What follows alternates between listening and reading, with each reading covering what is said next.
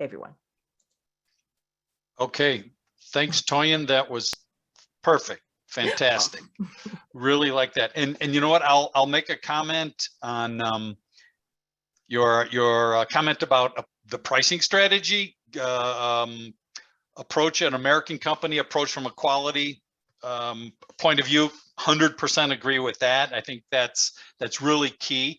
And when I think of that, let's talk about the premium segment. Premium segment might be the top 10%. Top 10% of 1 billion people is 100 million people. It's a sizable market. There's a lot of room to run in that premium segment across Africa. So it's a legitimate strategy, right? Because it's you don't want to compete on price. You want to go for the premium segment, and that segment's big enough. So I thought that was interesting. Adapting your product to the African market is like a second step.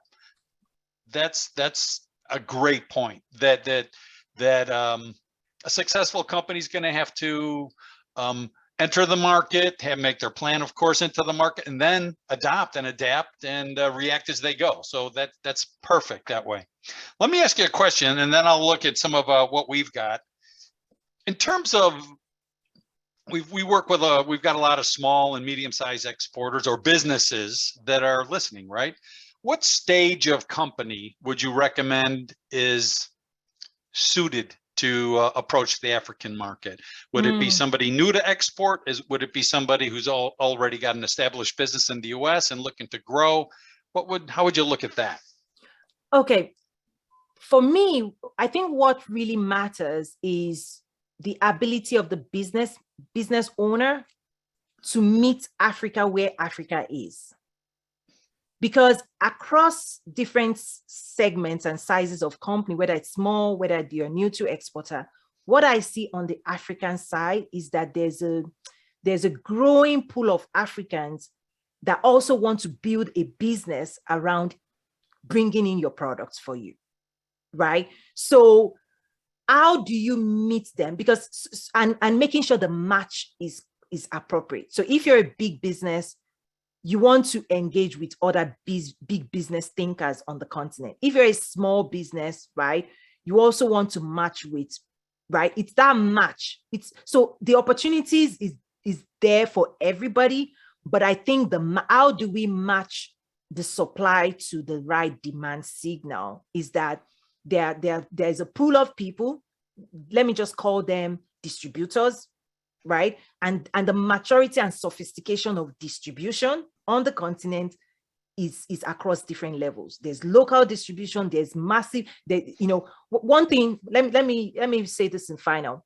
One of the incredible things that many people may not realize is that when they talk about China's growth on the continent, what many people don't understand is that it's actually it's being fueled by Africans' consumption, meaning the people leading the purchase of Chinese products are Africans. It's Africans buying massive millions of dollars worth of Chinese products and building a business around it and distributing it in Africa. China is not leading distribution. China is leading the push. And the way the reason they are winning is because they are working within the context of what the Africans are saying they want. And they are allowing Africans to build distribution businesses in distributing Chinese products. So China is not telling Africa what to do. That's something to watch out for. So it's working within the context of the key stakeholders that are leading this distribution chain and making sure you can build a relationship that is mutually beneficial, that they will be interested in investing and bringing their money to the table to buy.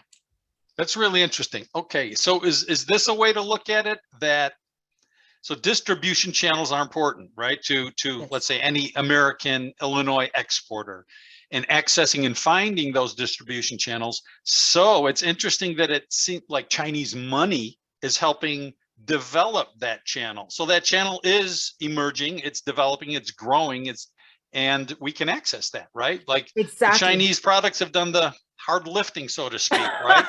Yes, but the key, Bill, is people need to be aware that the people who own those distribution channels are Africans. Right, right. Perfect. You know, that's good. Let me get into a few other questions. I've got something that was about, hold on. You know, I saw something about how to find a distributor. Right? Yeah. I saw that here, but it's here somewhere. Yeah, like tips. What direction would you go? Like, okay, I want to go to market via a distributor. Yeah, this is where I love the US government. let me give you, they make your life easier. So you have the direct line to the embassies. I love using that. Do you want to share that? Or so let Bill share that. In terms of direct lines to the embassies, there are trade desk in the countries that they have data in terms of the business, those who are running the country, and they can even get experts to do deep market research. But however, they need you to tell them what, because data is massive. You can spend the next 5 years collecting data on the continent. The way you narrow down that data collection exercise is to be as specific and precise as possible. And then you have experts that can get you that data on the local market. But Bill, speak to that as well. Right. I mean, that's a typical process we use in a lot of countries is let's understand, let's get our strategy together, let's get our plan together, let's identify a target market through some kind of data, and then access, let's say, the US Embassy in Kenya, right? And so they've got a commercial service or a commercial department there with several, all right, you know what, they'll have several Americans that are cycling through, but you know what, they've got expats, locals, not expats, they've got locals that are working that market every day, and those people know what's going on in that market. So we can access that department with a lot of knowledge and say, okay, and I'll agree with you 100%, Toyin, that it's like, all right, I distribute through sporting goods retail in the US, Dick's Sporting Goods. I'm looking for the Dick's Sporting Goods in Kenya. Can you help me find that company? So you paint the picture for them, and they can do the research for you and find some number of prospects that fit that profile, and then introduce you. And then you've got to do the work. Which one's best for you? Which one matches up for you? So yeah, I think that's the best channel.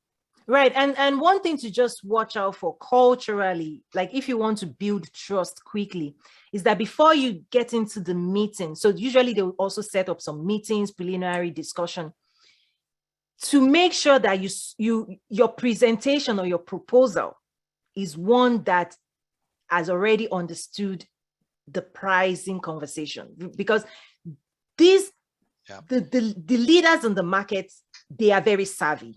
They have their calculators. They're punching the number, right? Just like any business person should be doing.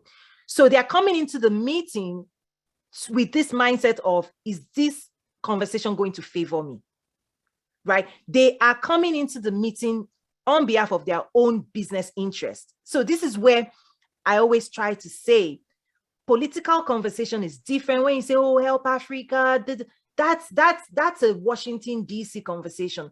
In the business community, when you enter the room with another business person, this is where negotiation comes in. Like that person, the only reason that person is showing up into that room is because the person believes that that conversation is going to be rewarding to them. This is where business to business engagement comes in. That person on the other side of the phone, you have to engage, putting their own interest into the deal. So this is where distributorship, agents network is commission driven. Like you have to come to the table with something, with your own willingness to work with them. This is what China does. China sweetens the pot in terms of helping when it comes to commission driven, like people build businesses behind supply chain. That's why it works. If there's no reward, no private sector stakeholder is getting involved. That's something that I'm also realizing that people are not used to hearing, right? But that's what is required. That's how it works. That's the only way you build a supply chain, is that everybody wins, everybody it's rewarded for the work they do to hold up the supply chain. We have a comment in the chat. Will America please listen to this lady? And I agree 100% that's the same conversation I have, whether it's we're looking for distribution in Africa or anywhere else. It's okay, American company. The conversation is show them how they can make money with your product. That's it. That's what it's about. If they're not making money, why should they listen? Right. Right. So nobody's going to do you favors. Yeah, there's a lot of people at the government level that want to help, but you have to show them how they're going to make money. And you got to show them, therefore, that you're competitive, that you're credible, that you can back up what you say, that you're also possibly selling, and you've got some references that, hey, I sell in Target in the US. Hey, I sell in Macy's. Hey, I sell in 7 countries in Europe. So therefore, you've got some credibility, and you'll get your foot in the door. And then tell your story. How are you going to help them? How are you both going to make money? If everybody wins. Right. That's the key. This is the moment everybody wins when we do this right. Everybody wins. Like, that's the beauty of international trade, is that it's the moment that happens, they will help you win. Right? It's now in their interest. They are going to open the market to you. If you help them win, they're going to bring in new markets. And then under the AFCFTA, you can expand beyond just a market. So you can focus on entering the continent with one country, but under the AFCFTA, you don't have to stop with a country. Is that the local partners can also help you expand to the bordering nations. So the growth factor, don't just think about short term, I just want to sell one widget today. Africa is not going anywhere. Right? This is where long range planning is like, we're going to start small in terms of we're going to learn with our first attempt. And the more we learn, the more we expand. The more we expand, then you can expand. So that's the beauty of Africa, is that go in first, quickly learn, first mover advantage, like Mr. Bill said. This is the time. Go in quickly, learn. Don't go big if you don't have the resources of the Amazon, right? Amazon is opening, right, all of these big mega warehouses, right? And then let me also share one thing. I think offline, you and I spoke about this, Bill, is that the Google, Facebook, Twitters of the world, they have data that you and I don't have. They understand the market penetration, and they've seen the growth, the explosion of growth of internet usage, right? So just watch them. Watch what Google is doing, watch what Facebook is doing, watch what Twitter is doing, watch their move. They don't have to come publicly to tell you what their data says, but they are not sharing that data. They are moving really, really fast because they already have demand signals in terms of their platform, the usage on their platform. I wish they would publicize that, but they are not going to make it public. But just watch what Google, Facebook, and Twitter, what they're doing on the continent. And that is really what is driven through data, actual data. You know what, we've got some questions and issues, but about specific products and industries that I'm not going to get into. We'll keep this conceptual. And one I think is interesting here is, what tips and strategies to overcome trust issues that business communities have, that you may have when doing business in Africa? Okay. Trust meaning what? Legal issues, corruption issues. How do you navigate that? I think for me, the first thing is what we always say in America. We do business with people we know, like, and trust. It's still true on the continent. In fact, that's what drove me to host the summits, the international summits that I host, the International Trade Network, is that I tell people, get comfortable, right? Asking simple questions. How are you? Let me know about your family. Do you have brothers and sisters? Like the basics of human engagement, right? Is that before you start say, show me the money, is that it's the same way we do business in America, is that you want to have a level of comfort first, right? So trust starts there in terms of, do you know the person you're about to get into business with, right? Have you done the due diligence to do a deep research in terms of their capacity, their capability, in terms of everything they're telling you or everything they're presenting to you?